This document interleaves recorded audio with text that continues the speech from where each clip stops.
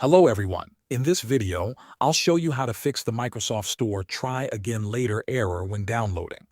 The first thing to do is clear the Microsoft Store cache. Press the Windows key, type wsreset, and press Enter. A blank command prompt window will appear for a short time. Do not close it. Windows will automatically clear the store cache, and when the process is finished, the Microsoft Store will open again. Try downloading your app once more. If the problem is still there, reset the Microsoft Store app. Open Settings, go to Apps, then Installed Apps or Apps and Features, depending on your Windows version. Find Microsoft Store, click the three dots next to it, and choose Advanced Options.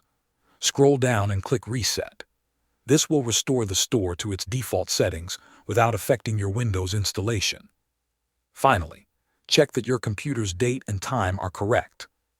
Right-click the clock in the bottom right corner of your screen and select Adjust Date and Time. Make sure Set Time Automatically is turned on. An incorrect date or time can prevent the Microsoft Store from connecting properly to Microsoft servers, which may cause download errors. After completing these steps, restart your computer if needed, open the Microsoft Store again, and try downloading the app. Thanks for watching.